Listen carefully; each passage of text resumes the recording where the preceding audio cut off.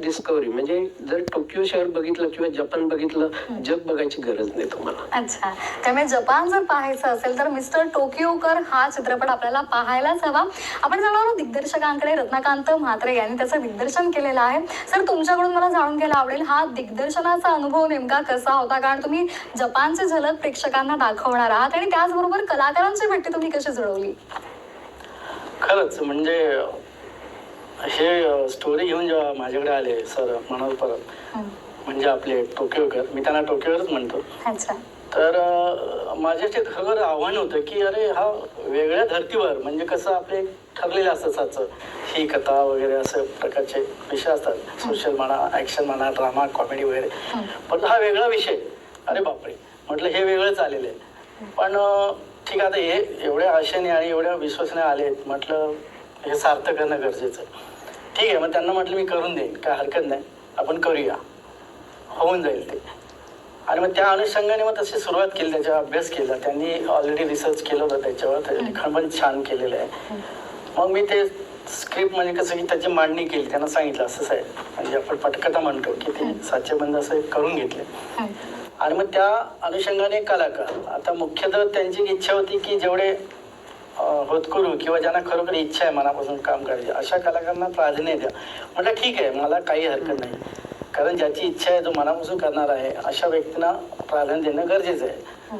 मग त्या अनुषंगाने आम्ही इथलीच जी मंडळी आहेत, जी त्याच्यामध्ये जी मराठी कॅरेक्टर दिसतात ती इथलीच आहेत.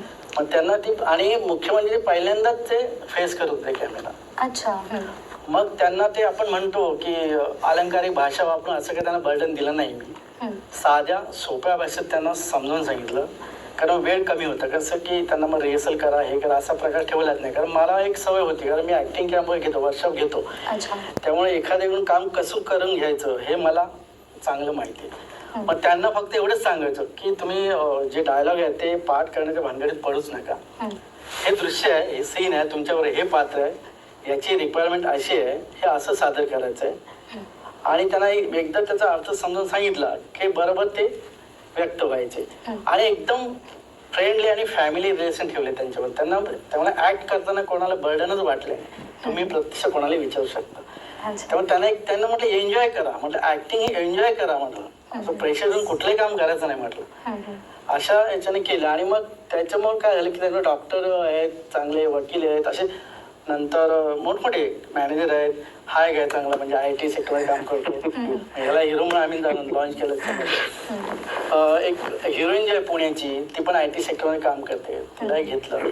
आता माझी एक इच्छा होती, म्हणजे सरांचं मत होतंच की म्हटलं जपान म्हटल्यावर तिथले आर्टिस्ट पाहिजे कोणतरी, असं तर ते काही बॉन्डिंग होईल.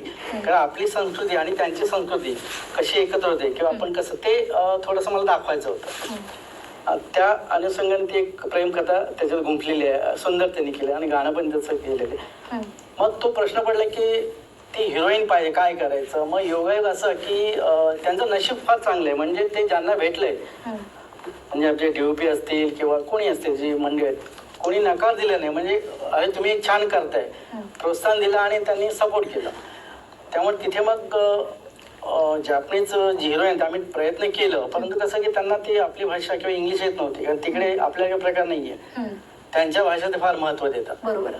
मग ते करायचं का. तर योगायोगाने हाँगकाँगची एक मुलगी आहे, संचान म्हणून आहे, ती आमच्या योगाने त्याच्यात आली त्या याच्यामध्ये.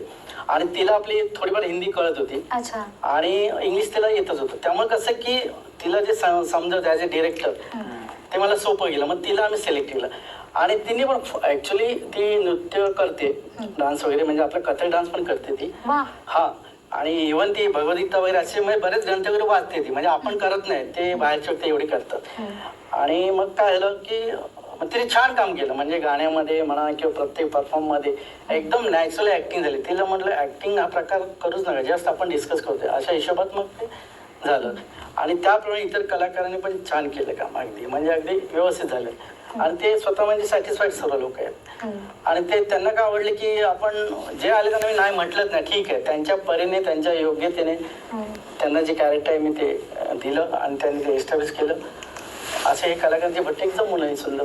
अगदी त्यामुळे अत्यंत खेळीमेळीचं असं वातावरण हो. सेटवर होतं, कुठलाही ताण नव्हता आणि त्यामुळे प्रत्येकाला आपल्याला काम करताना मजा येत होती. नक्कीच. अगदी. सर आणखी एक महत्वाचा प्रश्न म्हणजे की याचं जे चित्रीकरण झालेलं आहे, जसं मगाशी सर म्हणाले, काही भागाचं जे चित्रीकरण आहे ते जपानमध्ये झालेलं आहे आणि काही भागाचं भारतामध्ये झालेलं आहे.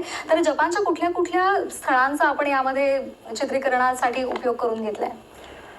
जपानमध्ये साधारण 60% जो आहे, 60-70% हा जपानमध्ये झालेला आहे आणि उर्वरित जो आहे 30% आपण भारतामध्ये केले.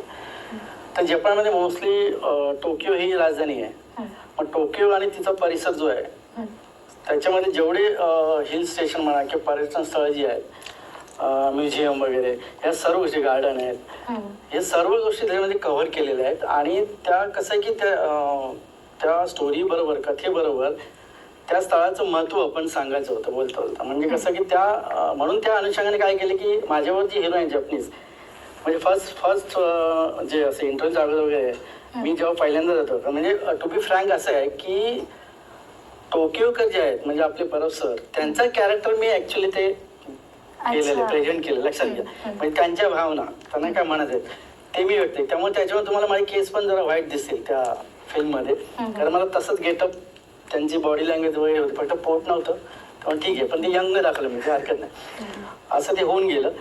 आणि मग काय आलं की मग ते जे की ते स्थळ किंवा त्याचं महत्त्व त्याच्यात ते केलेलं आहे. आणि त्या अनुषंगाने मग कसं, मग ती आपली अच्छा तुमच्याकडे असं चालतं का आणि आमच्याकडे असं वगैरे वगैरे. मग ते माझ्या लक्षात आलं की मोस्टली आपण फक्त ते भाग वेगळे किंवा नाव वेगळी, परंतु ऍक्च्युली मनुष्य किंवा आपण जे मानव म्हणतो की व्यक्ती आहे एकच, हे बॉन्डिंग माझ्या लक्षात आलं. म्हणजे जवळजवळ सारखंच आहे. आणि मग त्या कसं की त्यांना मग आमच्याकडे असं असतं, तुमच्याकडे असं असतं, जेवणाची पद्धत अशी वगैरे वगैरे वगैरे सर्व ते. आणि आमच्याकडे देवळं अशी असतात, म्हणजे इव्हन मी त्यांना सांगायचो की बाबा हे बघा आमच्याकडे छत्रपती शिवाजी महाराजांचे हे किल्ले आहेत असं वगैरे. म्हणजे आपलं ठरले कुठे गेले की आपल्या महाराष्ट्राचं काहीतरी महत्त्व सांगायचं, महाराष्ट्रातले पर्यटन. म्हणजे त्यांच्यासारखे आपले कुठले बीचेस कुठले आहेत, आमच्याकडे हे आहे तारकर्ली वगैरे, असं ते पाहायचं. त्यामुळे कसं ते एक सुंदर आणि छान झालेलं आहे. आणि इव्हन एक फार महत्वाची गोष्ट मी सांगतो, जेवढे आपले मराठी चित्रपट निर्माते आहेत किंवा दिग्दर्शक, एअरपोर्ट, बुलेट ट्रेन, तुमचं हँगिंग ट्रेन, हा, नंतर तुमच्या सर्व मेट्रो ट्रेन तर सर्वच आहेत, म्हणजे एसटी बस असतात तशा मेट्रो ट्रेन. आणि तर तिथे आम्हाला कुठेही प्रॉब्लेम आलेला नाही. इव्हन ते आम्हाला सपोर्ट करायचे. तर त्यांचं मत कसं आहे, आपल्याकडे कसं होतं की आपण गेलो की अरे परमिशन लागेल, हे लागेल, तुम्ही हे काय दाखवता ते काय दाखवता वगैरे वगैरे.